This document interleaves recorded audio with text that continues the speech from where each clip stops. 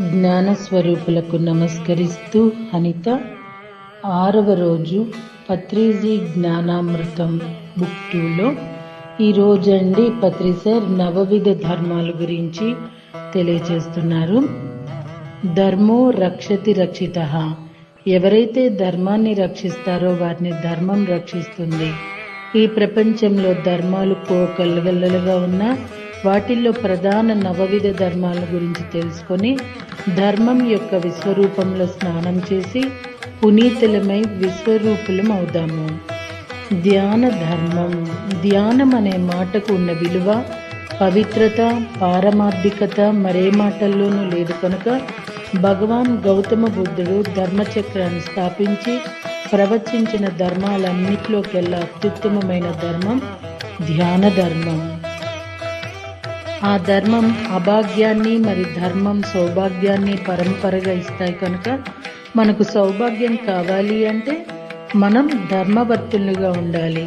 మన ధర్మమే మన భాగ్యంగా పరివర్తన చెందుతుంది. కానీ భాగ్యం అనేది మనకు ఎక్కడి నుంచో ఎవరి అనుగ్రహం వలన రాదు. మన ధ్యానమే మన ధర్మం, అదే మన సౌభాగ్యం కనుక మరి ఆ మహాభాగ్యంలో ఆబాల గోపాలం పాలు పంచుకోవటం కోసమే ఆవిర్భవించింది మన ధ్యాన మహాచక్రం. ఈ భూమిపై ఉన్న కొండలు పర్వతాలు ఎత్తైనవి అయినా అన్నిటికంటే ఎత్తైంది ఎవరెస్ట్ శిఖరమైనట్లు అన్ని ధర్మాల్లోకెల్లా ఉన్నతోన్నతమైనది ధ్యాన ధర్మం. ఆ ధర్మం మనం ఆచరిస్తేనే మిగతా ధర్మాలను ఆచరించే అర్హత మనకు లభిస్తుంది. పిరమిడ్ మాస్టర్స్ ఎప్పుడూ ధ్యాన ధర్మాచరణలోనే ఉంటారు కనుక వారు ప్రపంచానికే తలమానికమైన ప్రత్యేకతను మరి ఆనందాన్ని కలిగి ఉంటున్నారు. ప్రాపంచిక కష్టాలన్నిటినీ కాచుకోగల ఏకైక రక్షణ కవచం ధ్యానమే. కనుక అది లేకపోతే ఎంతటి దానశీలురైనా తమ తమ రంగాల్లో ఎంతటి ప్రముఖులైనా అష్ట కష్టాలు పడక తప్పదు. కష్టాలను చుట్టాలుగా భావించి సునాయాసంగా ఆదరించగలిగిన స్థిత ప్రజ్ఞతని ధ్యానులు తమకు తామే ఆపాదించుకోగలుగుతారు. అన్ని ధర్మాల కంటే శ్రేష్టమైనది ధ్యాన ధర్మం అని శ్రీకృష్ణ పరమాత్ముల వారు కూడా మనకు భగవద్గీతల ద్వారా ఆత్మీయంగా తెలియజేశారు. అన్ని మత గ్రంథాలు కూడా వారి వారి ప్రత్యేక శైలిలో ధ్యానం గురించే చెప్పారు కనుక ప్రతి ఒక్కరూ ధ్యాన ధర్మాచరణలో పునీతులు కావలసిందే. అహింసా ధర్మం. గౌతమ బుద్ధుడు ప్రవచించిన మరొక ముఖ్యమైన ధర్మం అహింసా ధర్మం. అహింసా ధర్మం 2 రకాలుగా ఉంటుంది. ఒకటి స్వధర్మం, మరొకటి పరధర్మం. ధ్యానం ద్వారా ఆత్మే సత్యం అన్న విషయాన్ని స్వ అనుభవం ద్వారా గ్రహించి ఆ సత్యానికి అనుగుణంగా జీవించాలి. ఆ తరువాత పరధర్మాల్లోకెల్లా పరమధర్మమైన అహింసను నిజాయితీగా పాటించాలి.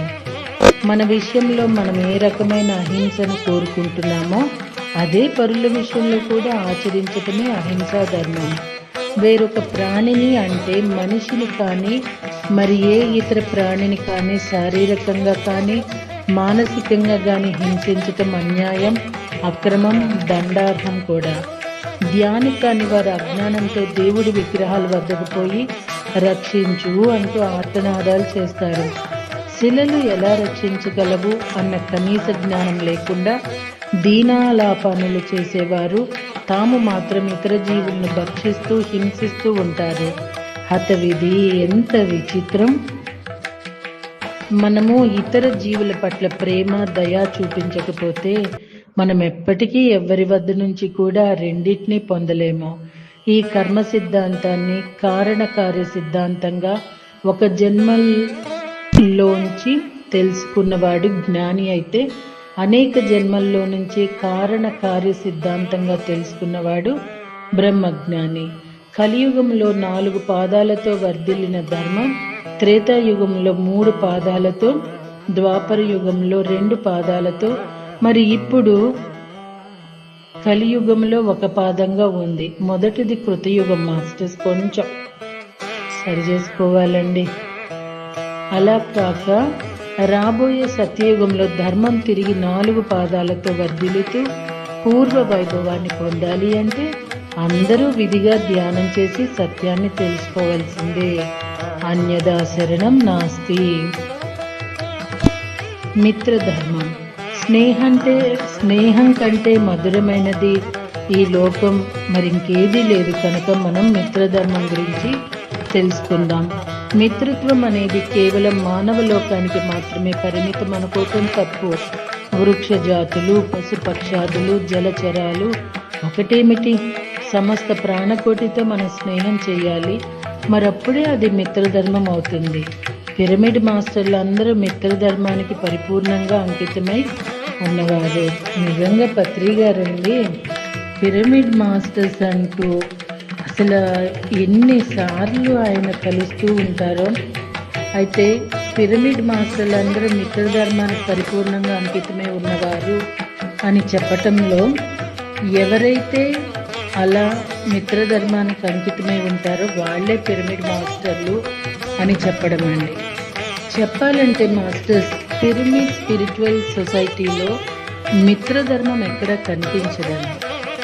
ఈవెన్ మెడిటేటర్స్ అయినా సరే ఒక మాస్టర్ దగ్గర ఎనర్జీయో లేకపోతే కొన్ని పనులు అవ్వాలంటే ఆ మాస్టర్ దగ్గరికి వెళ్తే ఆ మాస్టర్ ఏదో సూచనలు ఇస్తే అవుతాయనో అవి అయ్యే వరకే పట్టుకు ఏలాడతారు. అర్ధరాత్రి అపరాత్రి కూడా ఫోన్లు చేస్తారు, ఇల్లు ఎత్తుక్కుంటూ వస్తారు. ఇక అవన్నీ అయిపోయి ఒక ఒడ్డుకు వస్తే అసలు ఆ మాస్టర్ ఎవరో వాళ్ళకు గుర్తురారు. అండ్ ఆల్సో ఒక మాస్టర్ ఇంకొక మాస్టర్ని మిత్రధర్మంతో చాలా అరుదేమోనండి, ఉండటం చాలా అరుదు కూడా. ఒక సీనియర్ మాస్టర్ ఒక మామూలు మాస్టర్తో మాట్లాడే విధానం చూస్తే మిత్రధర్మం అనేది లోపించిందా అనిపిస్తూ ఉంటుంది. ఒక కొన్ని స్టేజెస్లో ఉన్నప్పుడు, అంటే ఒక పాపులారిటీలో ఉన్నప్పుడు ఎవరు మాట్లాడినా వాళ్ళు ఏంటో హయ్యర్ స్టేజ్లో ఉన్నట్టు, వీళ్ళేంటో బుడ్డబుడ్డాళ్ళు అన్నట్టు, అంటనట్టు సమాధానాలు ఇస్తున్న మిత్రత్వం ఉంది అని అనిపిస్తూ ఉందండి. ఈవిడేంటబ్బా పత్రి గారు నో కామెంట్ నో జడ్జిమెంట్ అంటారు, ఈవిడేంటి ఇలా మాట్లాడుతుందని మీకు అనిపిస్తే సత్యమేవ జయతే కదండి, సత్యాన్ని కూడా మాట్లాడుకోవాలి. అదంతా ఎందుకు మాస్టర్స్, ఒక చిన్న ఎగ్జాంపుల్ మీకు నేను చెప్తున్నాను. ఇలాంటివి కొల్లలు ఉన్నాయండి. నేను ఒక స్టేషన్లో నిలబడ్డాను. నేను నా హస్బెండ్ క్లాస్కి వెళ్ళటానికి, నాకు ఎంతో దూరంలో లేదండి, చాలా దగ్గర దూరంలో చీరాలు మేడం నిలబడి ఉన్నారు. ఆమెకి గుర్తింపు చీరాల్లో లేకపోతే అనిత మేడంని తన క్లాసులు కూడా ఇచ్చి, తను వెళ్ళిన ఎన్నో క్లాసులు తనకి ఇచ్చి ఒక గుర్తింపు అనేది ఈరోజు ఎంతో ఆ మేడం తెచ్చుకున్నారు. కానీ అక్కడ అనిత మేడంని చూసి తల తిప్పేసుకోవటమే కానీ అనిత మేడం నేను పలకరించలేదు. మరి అనిత మేడం పలకరించిందని మీరు అడగొచ్చండి.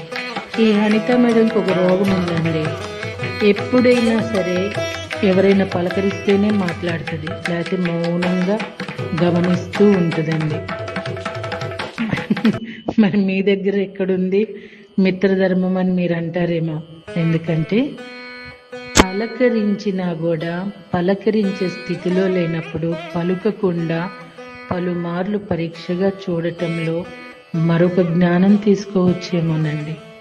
సో మాస్టర్స్, ఒక మిత్రత్వం అనేది మాత్రం పిరమిడ్ సొసైటీలో ఎక్కడో చుక్కానిలానే ఉంటుందండి.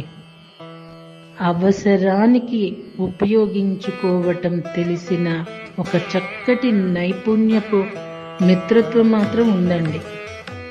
దయచేసి ఇది విమర్శగా తీసుకోవద్దు, మరొకటిగా తీసుకోవద్దు.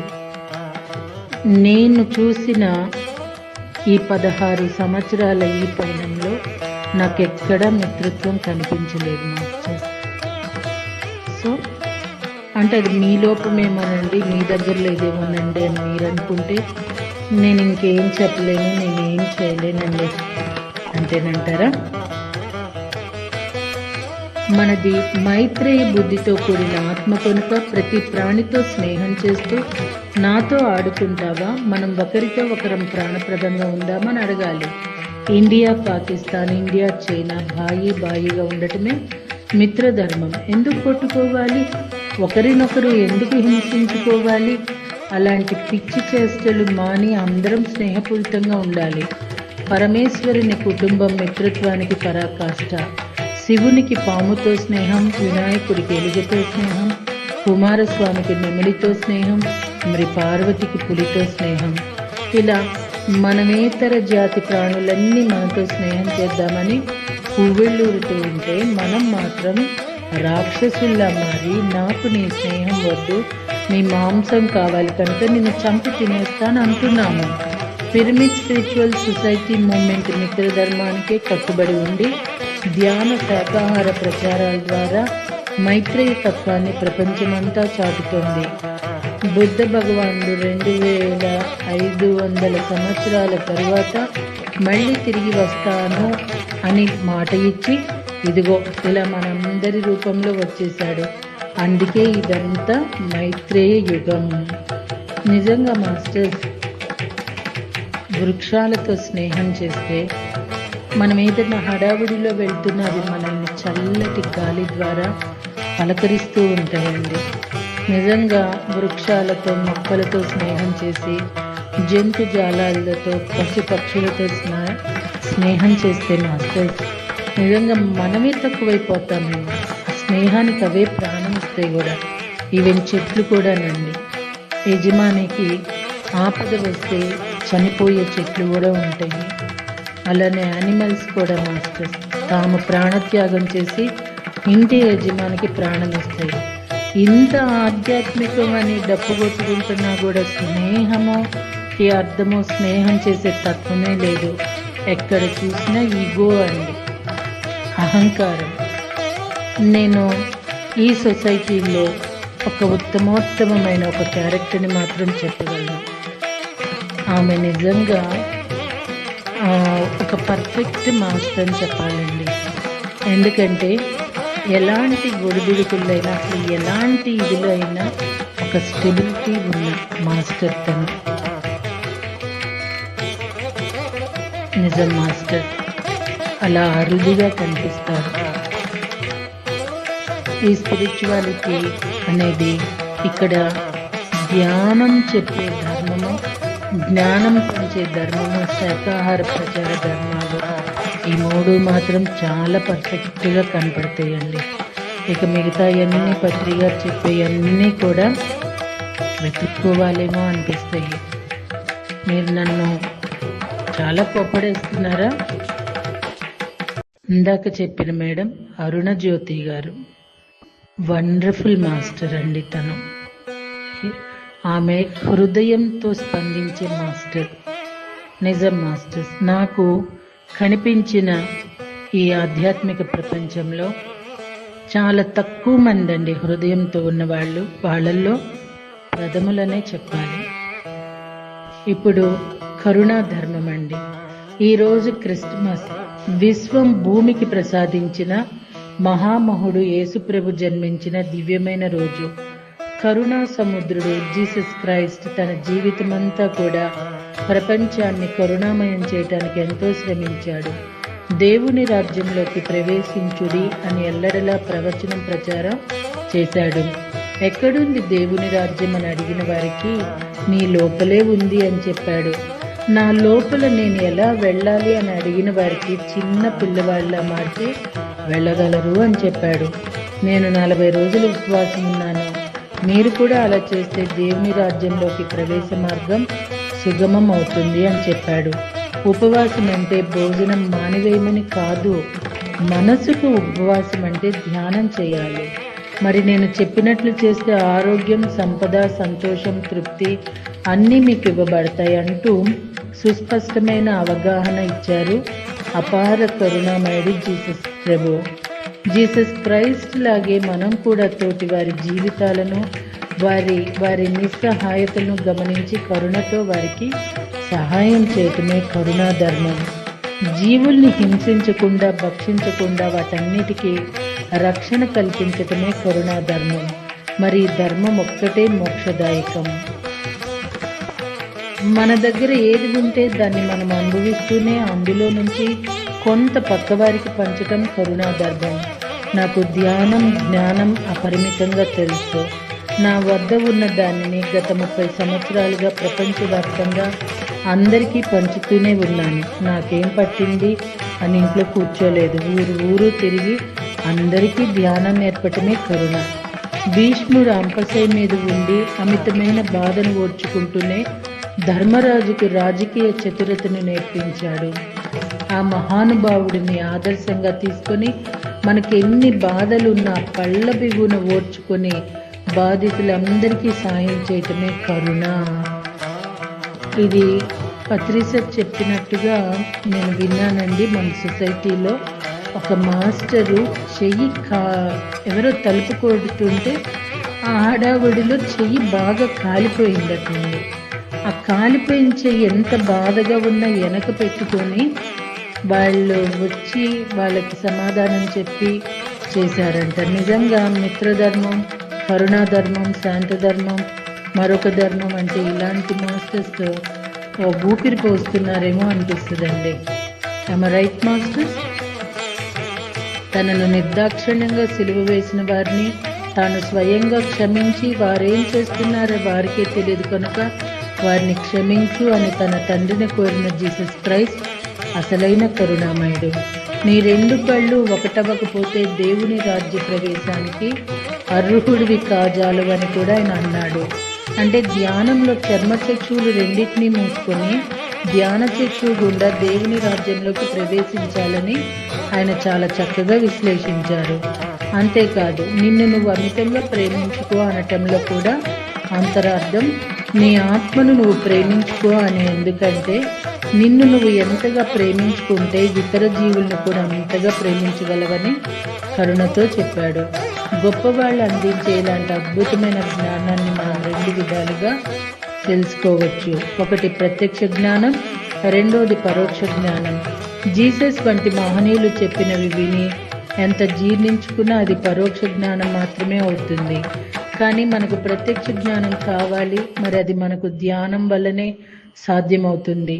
కృష్ణుడిది ప్రత్యక్ష జ్ఞానం కాబట్టి యుద్ధరంగం మధ్యలో కూర్చొని కూడా భగవద్గీతను అలవోకగా బోధించాడు. అది విన్న అర్జునుడిది పరోక్ష జ్ఞానం మాత్రమే కనుక అతడు మళ్ళీ దుఃఖంలో పడిపోయాడు. కాబట్టి నిరంతర ధ్యాన సాధన వల్ల మనం పరోక్ష జ్ఞానంతో పాటు ప్రత్యక్ష జ్ఞానం కూడా పొందుతూ ఉంటేనే సంపూర్ణ జ్ఞానం మనకు అందుతూ ఉంటుంది. మరి రేపటి రోజున శాంతి ధర్మం అంటున్నారు, తెలుసుకుందామా అండి? Thank you very much.